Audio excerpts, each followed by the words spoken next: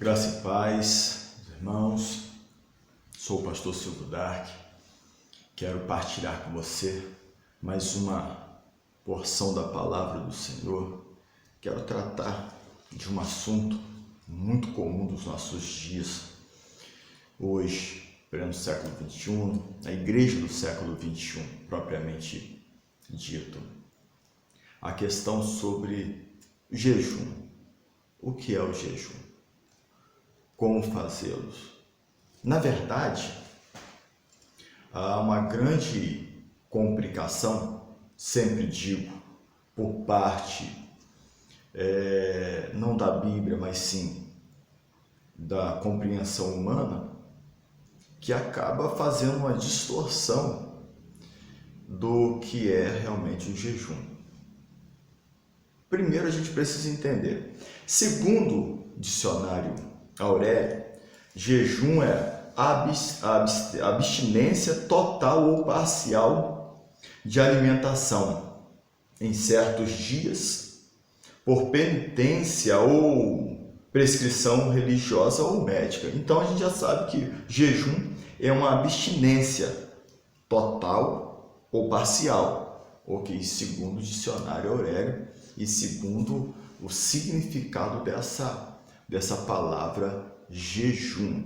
Agora, alguns tendem a pegar a passagem de Daniel no capítulo 1 e o versículo de número 11 ao 21 e falar que Daniel ali fez um jejum parcial. Na verdade, não. Na verdade, ali Daniel não faz nada, né? E Daniel ali ele se abstém, mas em nenhum momento ele aparece o conceito de jejum ou nada, até porque a expressão vai dizer o seguinte. Eu quero convidar a você a examinar comigo esta passagem de Daniel, do capítulo 1, e nós vamos pegar no capítulo 1, versículo de número 8 em diante, para nós entendermos. E Daniel assentou no seu coração não se contaminar com a porção do manjar do rei, nem com o vinho que ele bebia. Ora, então Daniel tomava um vinhozinho também.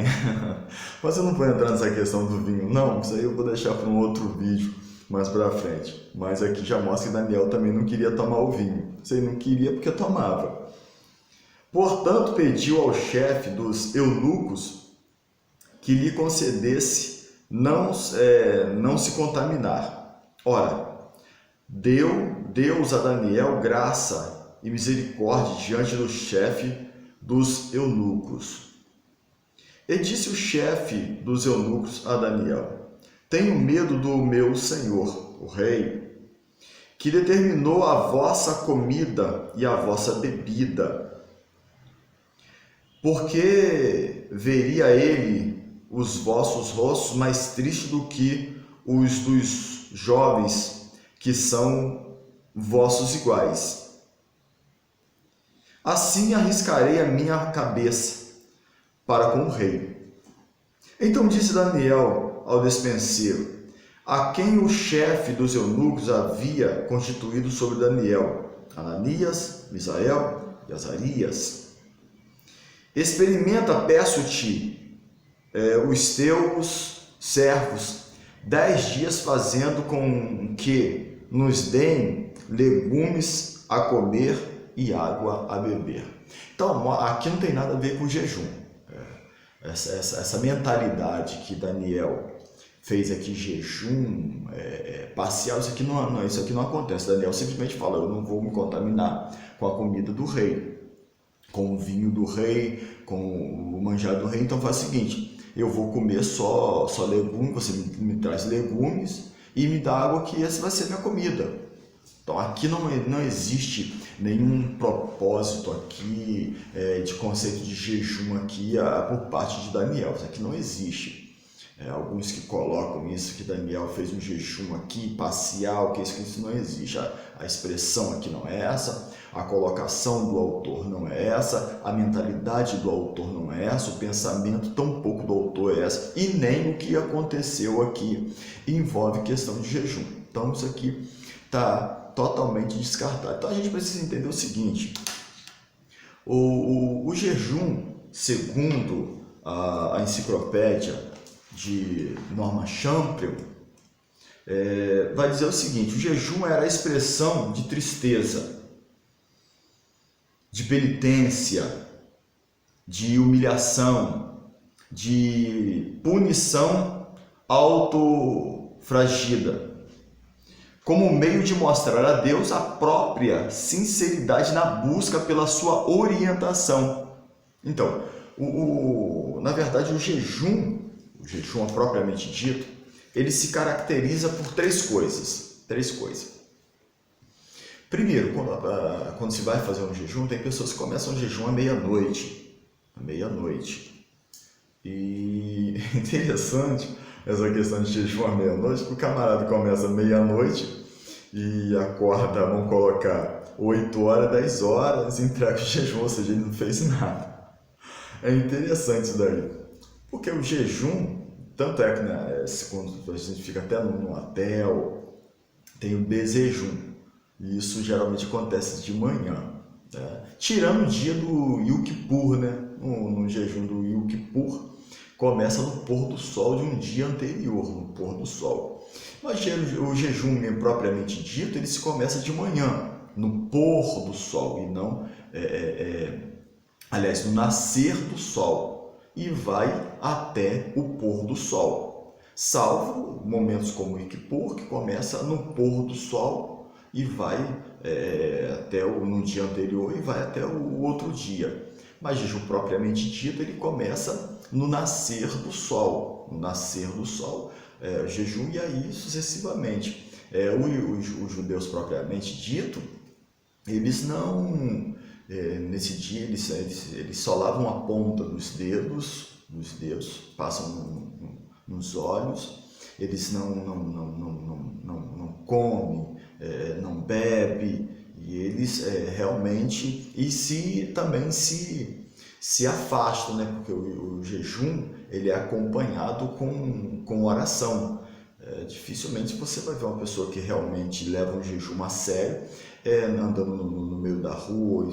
Dificilmente você vai ver, se retira para fazer esse jejum, e não como é hoje, que as pessoas fazem jejum, mas vai para o seu trabalho, vai para as suas atividades, e vai para os seus afazeres, e com isso tem até uma certa problemática isso. Mas enfim, o jejum, 3 pontos vai caracterizar esse jejum. 3 pontos. Primeiro, mortificar o nosso corpo, ou seja, o conceito da santificação.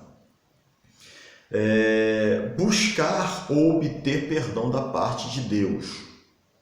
E o terceiro, obter uma resposta ou uma orientação da parte de Deus. Nesse caso aí, que característica esse jejum, na verdade o jejum desses 3 é mais para obter uma resposta da parte de Deus, uma orientação da parte de Deus. Mas, pastor Silvio Dark, aonde nós temos isso? Nós temos em Êxodo com Moisés, nós temos um fortalecimento do próprio Jesus no capítulo 4 de Mateus, nós temos na grande Nínive, no livro de Jonas, quando toda a cidade entra no processo de jejum em busca do perdão também de Deus. E nós temos também no livro de Neemias, que eu particularmente gosto muito desse livro de Neemias, no capítulo de número 1, a gente vê a real essência desse jejum. E diz assim, e aí eu convido você, no livro do copeiro, né, Neemias, no capítulo 1 em diante, diz assim: a palavra de Neemias, filho de Acalias, sucedeu no mês de Quisleu, no ano 20º, estando eu em Suzã, a fortaleza. Isso, Neemias. Que veio a Anani, um de meus irmãos, e ele, alguns de Judá, E perguntei-lhes pelos judeus que escaparam e que restaram do cativeiro acerca de Jerusalém. E disseram: o restante que não foram levados para o cativeiro, lá na província, estão em grande miséria e desprezo. E o muro de Jerusalém fendido, e as suas portas queimadas a fogo. E sucedeu que, ouvindo eu estas palavras, ou seja, Neemias ouve as palavras, ouvindo eu essas palavras, assentei-me e chorei e lamentei por alguns dias.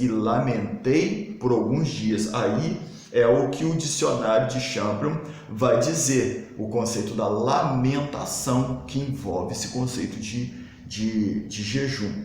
E me lamentei por alguns dias, e estive jejuando e orando perante o Deus dos céus. Ou seja, Neemias escuta a expressão daqueles que vieram até ele, e ele vai fazer o quê? Ele vai se recolher para orar e jejuar. Porém, Neemias aqui, depois disso, ele vai se apresentar ao rei, porque ele era o copeiro, ele que servia, ele enchia a taça do rei, porque ele era o copeiro direto do rei. Com isso, esse jejum, ele serve para mortificar o nosso corpo, ou seja, buscar uma santificação, buscar um perdão a Deus, e obter uma resposta, uma orientação da parte de Deus. É bem verdade que muitos hoje têm uma forma errônea dessa prática do jejum. E como também eu disse no início, através do dicionário Aurélio, que vai dizer que o jejum é a abstinência total ou parcial de alimentação, aí surge essa palavra parcial. Tá? E essa expressão parcial significa um jejum que ele é acompanhado de alguma coisa, por exemplo, de água, de alguma outra coisa.